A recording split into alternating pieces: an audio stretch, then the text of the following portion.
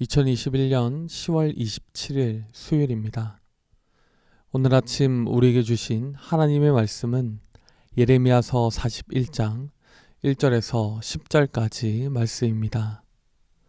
일곱째 달에 왕의 종친 엘리사마의 손자요 느다냐의 아들로서 왕의 장관인 이스마엘이 10사람과 함께 미스바로 가서 아이감의 아들 그다랴에게 이르러 미스바에서 함께 떡을 먹다가 느다냐의 아들 이스마엘과 그와 함께 있던 10사람이 일어나서 바벨론의 왕의 그 땅을 위임했던 사반의 손자 아이감의 아들 그다랴를 칼로 쳐 죽였고, 이스마엘이 또 미스바에서 그다랴와 함께 있던 모든 유다 사람과 거기에 있는 갈대아 군사를 죽였더라. 그가 그다랴를 죽인 지 이틀이 되었어도 이를 아는 사람이 없었더라. 그때 사람 80명이 자기들의 수염을 깎고 옷을 찢고 몸에 상처를 내고 손에 소재물과 유향을 가지고 세겜과 실로와 사마리아로부터 와서 여호와의 성전으로 나아가려 한지라. 느다냐의 아들 이스마엘이 그들을 영접하러 미스바에서 나와 울면서 가다가 그들을 만나 아이감의 아들 그다랴에게로 가자 하더라. 그들이 성읍 중앙에 이를 때에 느다냐의 아들 이스마엘이 자기와 함께 있던 사람들과 더불어 그들을 죽여 구덩이 가운데에 던지니라. 그 중에 10사람은 이스마엘에게 이르기를 우리가 밀과 보리와 기름과 꿀을 밭에 감추었으니 우리를 죽이지 말라 하니 그가 그치고 그들을 그의 형제와 마찬가지로 죽이지 아니하였더라. 이스마엘이 그다랴에게 속한 사람들을 죽이고 그 시체를 던진 구덩이는 아사 왕이 이스라엘의 바아사 왕을 두려워하여 팠던 것이라. 느다냐의 아들 이스마엘이 그가 쳐 죽인 사람들의 시체를 거기에 채우고 미스바에 남아있는 왕의 딸들과 모든 백성 곧 사령관 느부사라단이 아이감의 아들 그다랴에게 위임하였던 바 미스바에 남아있는 모든 백성을 이스마엘이 사로잡되 곧 느다냐의 아들 이스마엘이 그들을 사로잡고 암몬 자손에게로 가려고 떠나니라. 아멘. 유다가 바벨론에 의해 멸망을 당한 이후에 바벨론 왕은 아이감의 아들 그다랴를 유다의 총독으로 세우고 유다 땅에 포로로 잡혀가지 않았던 백성들을 다스리라고 명령했습니다. 그다랴가 총독으로 세워졌다는 소식을 들은 유다 백성들과 군 지휘관들은 바벨론의 침략으로 흩어졌던 나라들에서 그다랴가 있는 미스바로 모여 들었습니다. 그다랴가 유다 백성들을 다시 모아서 회복시킬 것이라는 기대가 있었기 때문이지요. 그다랴는 돌아온 사람들에게 식량을 저장하고 회복의 때를 기다리라는 하나님의 뜻을 따라서 그들이 얻은 성읍에서 편안하게 지내라고 말합니다. 나라의 멸망으로 방황하고 불안해하던 사람들을 정착시키고 안정을 시켜서 회복을 위한 첫 단추를 채우려 했던 것입니다. 그러나 그다랴에 의해 유다가 다시 회복되는 상황을 원치 않았던 사람들도 있었습니다. 유다 왕국이 멸망을 당한 기회를 틈타서 세력을 확장하려 했던 암몬 자손의 왕 바알리스와 바벨론에 협조하며 총독이 된 그다랴를 증오했던 왕족 느다냐의 아들 이스마엘은 그다랴를 암살할 계획을 세웠습니다. 이 소식을 전해 들었던 가레아의 아들 요하난과 군 지휘관들은 암살의 위험을 그다랴에게 전해 주었습니다. 그러나 그다랴는 이 사실을 믿지 않았죠. 오히려 그들의 주장을 반박하며 상황을 완전히 오판하였습니다. 여러분, 믿지 말아야 할 사람을 믿었던 그다랴는 결국 어떻게 되었습니까?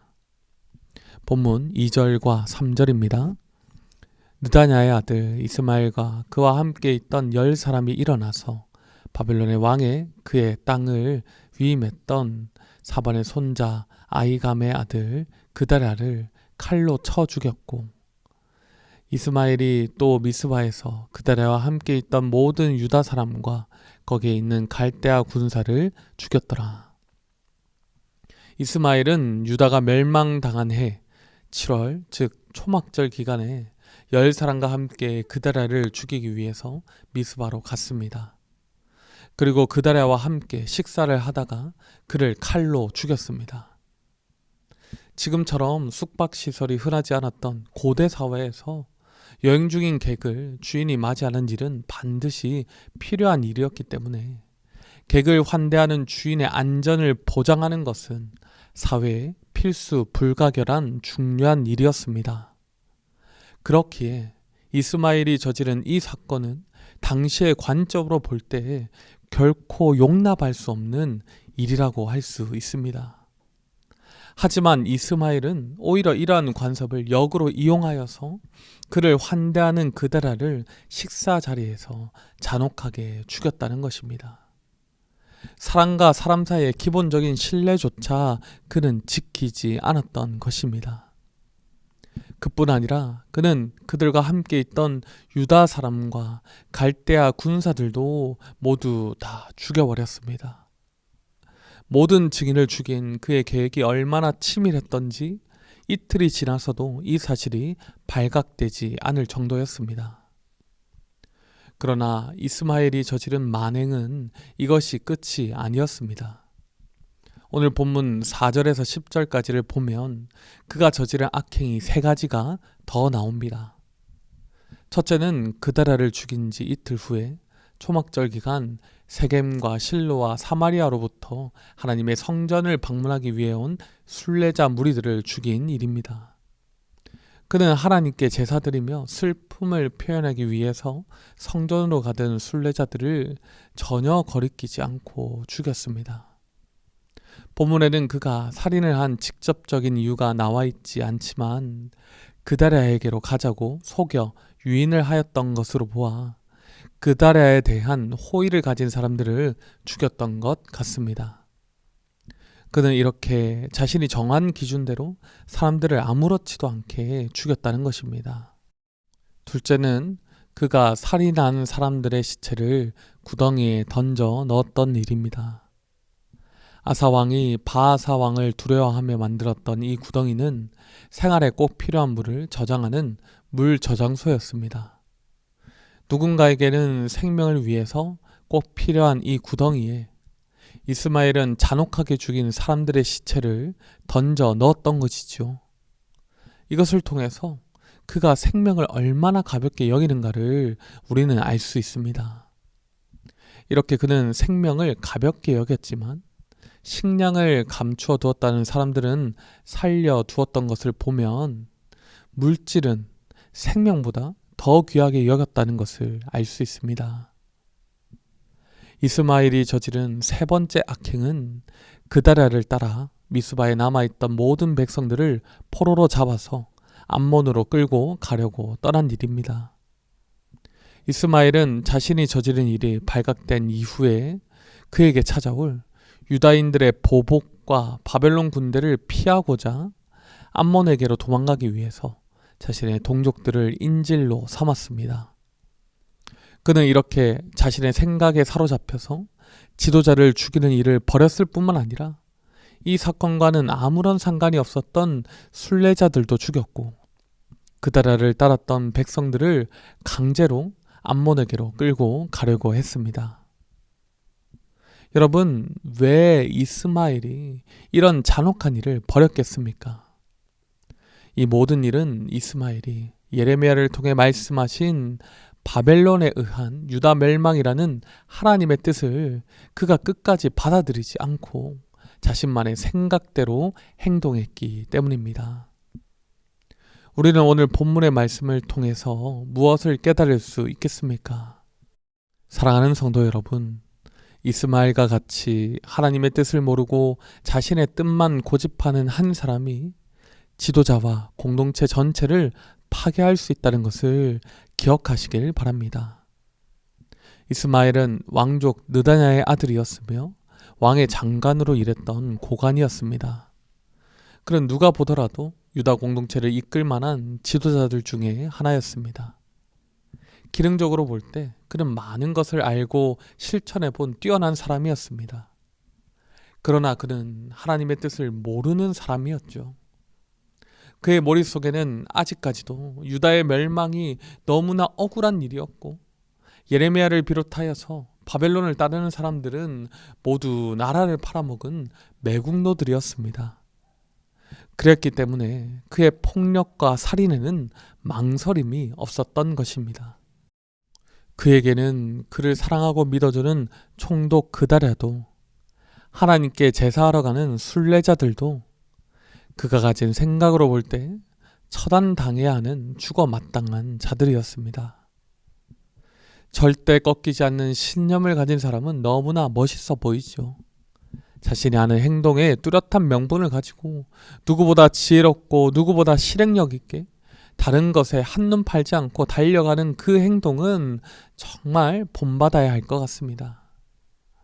그러나 그가 가는 방향이 잘못되었다면, 그가 가진 신념이 하나님의 뜻과는 다르다면, 그는 결국 하나님의 뜻을 대적하는 가장 큰 대적자가 될 뿐입니다.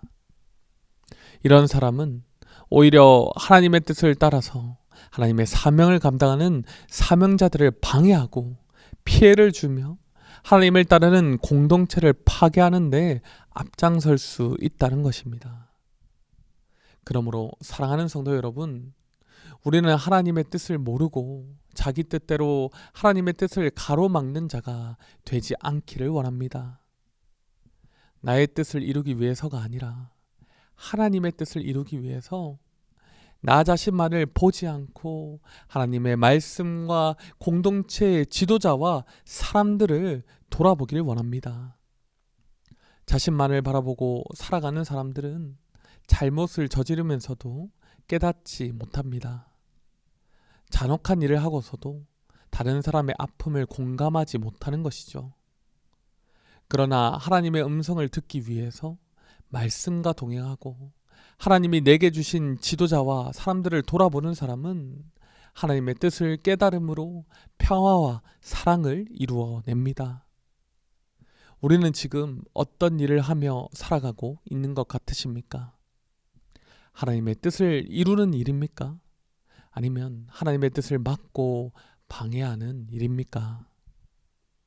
직분자 선거를 위한 공동의회를 기도로 준비하면서 아직은 많이 부족하지만 우리가 먼저 하나님의 뜻을 따라서 교회의 질서에 순종하고 공동체의 평화와 사랑을 이루는 그러한 사람으로 성장하기 원한다고 기도하셨으면 좋겠습니다.